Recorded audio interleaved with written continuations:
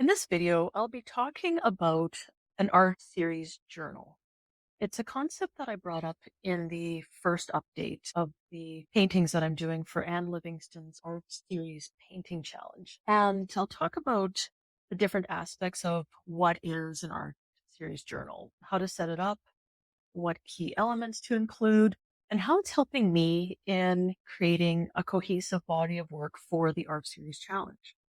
I'll also give an update on where I am with my paintings and just some thoughts on how the series challenge is going. We're about a month away from the deadline, and so I just wanted to share that with you. Let's get started.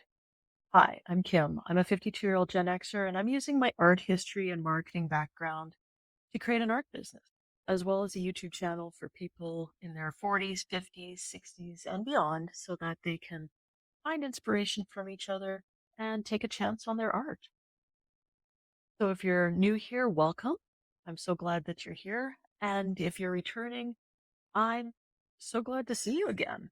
Um, if you are new here, I would really love it if you would like and subscribe. It really helps out my channel. Let's talk about an art series journal. To be completely honest, keeping an artist sketchbook or a journal is something that isn't really part of my normal practice. But I decided that since I'm doing all kinds of things that I haven't done before, that I would start. I picked up this, I don't know, you can see how pretty it is. I got drawn in by the color, to be honest. We went into the city a while back and I went to a local independent art supply store called Black Dog Art Supplies in Regina. And I was quite taken back by the variety of sketchbooks and journals that they had. And I selected this one. It's all blank pages, and I'm using it to document each of the paintings that I'm doing for this series. I'm really enjoying working in this series. I've never really done a cohesive body of work before. It's been random paintings here and there of different things that I found that I was drawn to paint. This has been helping me a lot in working through what I wanted to get out of this. So a series journal is a dedicated notebook or could be even a digital document for those of you who like to keep files digitally or that you work in a digital medium that serves as both a planning tool and a reflective space specifically for your painting series. Unlike a general artist sketchbook, it's focused entirely on documenting and guiding your journey through a specific body of related work. I think I will keep this and continue to work in a series. I have, as I explained in my first video, and I'll link that down below, I had an initial idea for the series that I was going to undertake, a series of landscapes, but I've further refined my reference photos to include ones that had a road in it and interesting sky. I'm really drawn to painting skies. I'm not using color as a unifying uh, element like some people in the series. I'm using the two main elements of road and sky as elements that tie one to the other. So, setting up your journal. How do you do that? I chose this multimedia sketchbook so you can use pen, graphite.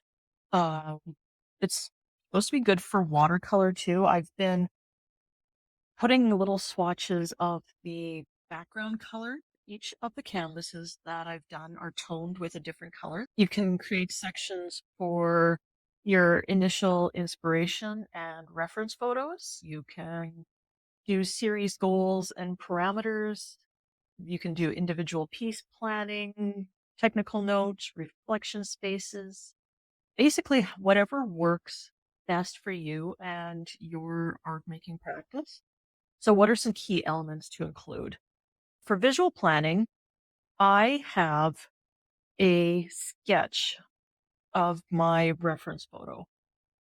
Do different things with your thumbnail sketch. I've stayed pretty true to the reference photo, but if you're playing around with the composition, cropping it down, adding things, deleting things, this is a place that you can work through any of those changes that you're making before you commit it to a canvas. You can do a color palette swatch for each piece. Like I said, some people in the series are using a very defined color palette to tie their pieces together as a visual element.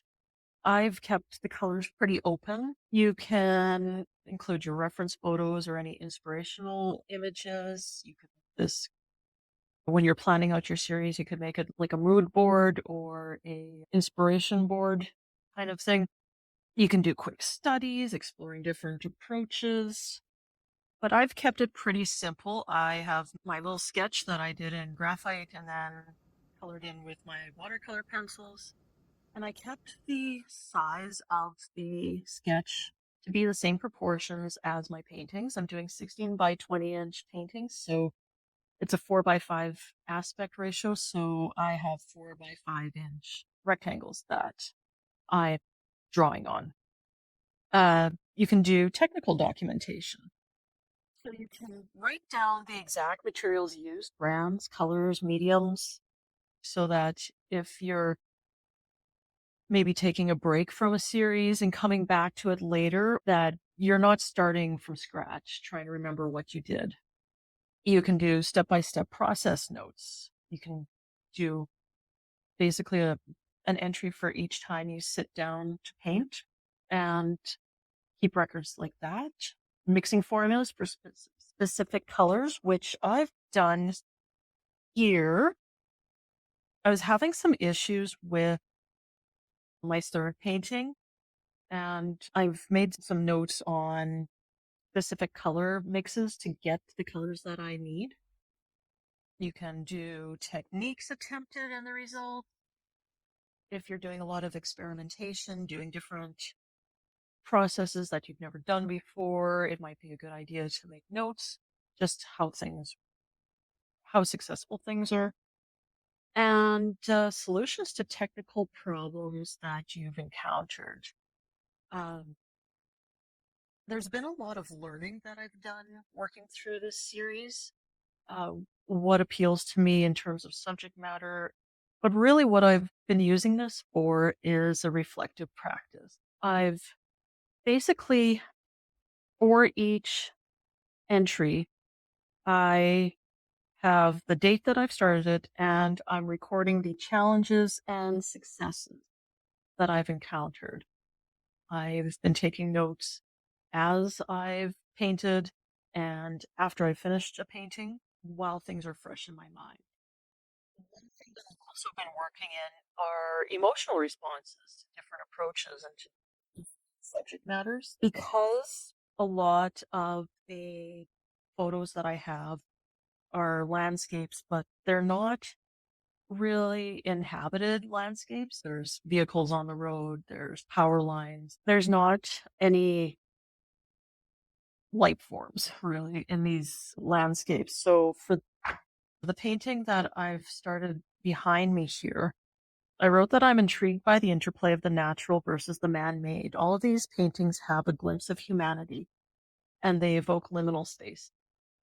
A lot of them are that time of day, either the end of day or beginning of day. So that transition from one time to another. I find things like that really interesting. So I think I'll continue working with this theme even beyond when this series challenge is over because I'm really getting a lot out of it. It's been pushing me in ways that I haven't worked before, and I'm really enjoying the process. It's also helped me create better connections between the pieces. I had 10 reference photos that were very different. They were just landscapes, but I really narrowed down the different elements that really appeal to me to work with. Another thing that you can include in your series journal is progress tracking. You could really boil down to the nitty-gritty of doing a detailed entry for each painting session. As I work through this, I might start doing that, recording what works and what doesn't for each session, and then time spent on different pieces. Been writing down when I've started working on each piece because historically I've been a very slow painter. I take very long, extended breaks while I'm working on something, sometimes months and years. And because of the time frame element of the series challenge, I'm working a lot faster. And it's nice to see that I am being able to produce paintings in a much more timely manner. You can include growth observations from piece to piece, what you're finding easier to do, what is working better, different skills that you're working on and becoming more proficient at. And another thing that would be interesting if you're putting these online in social media or on a website. These are going into a larger show that will open online on April 10th and including viewer. How are people reacting to your piece? What kind of things are they writing or saying about your work? Or if you're doing this in a real life show or like a gallery show, what kind of feedback are you getting? So, to use your journal effectively, you can make entries before, during, after, whatever works best for your practice. Right now, like I said, I'm making notes as I'm working and then as I'm finished. And I have been reviewing previous entries before I start just to refresh my mind what I've been working through during this series. What you could use this for, if you're using this from bridging one series to another, is to use it to maintain momentum during creative blocks. So, because you can capture ideas that you have for future pieces. As I mentioned in the previous video, that I might revisit these same reference pieces, but render them in a different medium, like acrylic, just to see what kind of differences um, it means for style or technique, and document happy accidents that are worth repeating. I've been trying to edit out some of the minute detail in my pieces. I sometimes tend to get bogged down in the minutia of a reference photo, and this is helping to decide what's important and what isn't. You identify elements carrying forward to a future series. Like I said, I really like the interplay of the man-made versus nature. So I think I will continue on beyond this series into doing more work along that same line, um, because it's a theme that I want to explore more deeply. A well-maintained series journal becomes not just a practical tool, but also a valuable record of your artistic development that you'll appreciate years later. Many artists find that these journals become cherished creative artifacts in their own right. It hasn't been a practice that I've done on a regular basis because I've also been working through a lot of the struggles that I have with perfection paralysis. I would watch these sketchbook tours that people have or flipping through a sketchbook and you see these beautiful, fully formed paintings that exist. And it was one of those blocks that I had that what if I create something and I don't like it, or I think that I've ruined the page, or it's not a beautiful work in and of itself. And really, I'm recognizing that this is something that I need to work on. And another thing was that I feel like I need to use the limited time that I have for painting to do something that is not just for me. But in working through this, I'm seeing that sometimes these private works have a lot of value and that reflecting on your work brings about a tremendous amount of growth and learning about what resonates with you and how you grow as an artist. In that, let's talk about where we are in the series. The deadline to have the paintings done is April 3rd. I have two completed paintings. I have the first one here, Small Town Vespers. I just need to do a few touch-ups on the sides, and that one will be ready to be signed and varnished. So my first entry was a little sparse. My challenges were painting the truck, but that also was a success. I left it until the end, tried to render the entire scene a little more loosely than what I usually do. Eliminate some of the detail, especially on the right-hand side. There's a lot going on with buildings and fences and signs and posts, just to keep it so that I wasn't bogged down in all of this detail. I did edit out some things, but that is one of my challenges that I'm working on. One of the successes I think was working with such a bright color as a toning color for the canvas, using that really bright Sennelier 640 red orange. It really, I think, added to that glow, that pop of brightness that's along the horizon line. And I think that I will use that again, especially for something that has such a vibrant part of the sky in the reference photo. Ah, yes, the third one, Morning Reverie is what I'm calling it. I was working on it, and the light coming into the room here, it just lit up all of these bristles, like little tiny, almost, it wasn't like full bristles from my mop brush. It was almost like the tips had broken off. I have three of them that I use for blending. They're all silver badger hair mop brushes. And so I sat for, I think it was about an hour the other night with a straight pin and a pair of tweezers trying to pluck all of these little bristles out of paint. In doing that, I lifted some of the paint, I tried to fix it, did not match the color properly. I've already sketched it out and I'm going to start that one over, and this one will just be a practice canvas for other things. I might try and scrape it down. I haven't decided yet. It's going to go into the timeout corner that exists behind my easel. And if anyone has had any experience with brushes that shed, let me know in the comments. I've had them for a little bit. I haven't used them a ton, so I don't know if this is just because they're still relatively new or what. So I'm going to hold off on blending with these because it was a disappointing moment, to say the least, to see all of these little tiny specks of bristle all over. And I would not feel good about trying to sell a painting that has that. So we will just start over.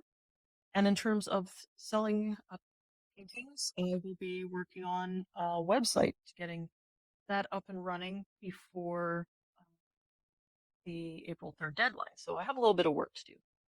Behind me here, this is painting number 4. So I'm going to be working on number 3 and number 4 concurrently, just to accommodate drying time and try and get more done before the April 3rd deadline. So let me know in the comments section, do you keep a sketchbook or journal documenting your paintings? Would you consider doing that? So let me know in the comments below, what are your thoughts on documenting your work in that way? And if you've made it to the end here, I thank you for watching. Again, it really helps me out if you like and subscribe. Until next time, take care, and we'll talk soon.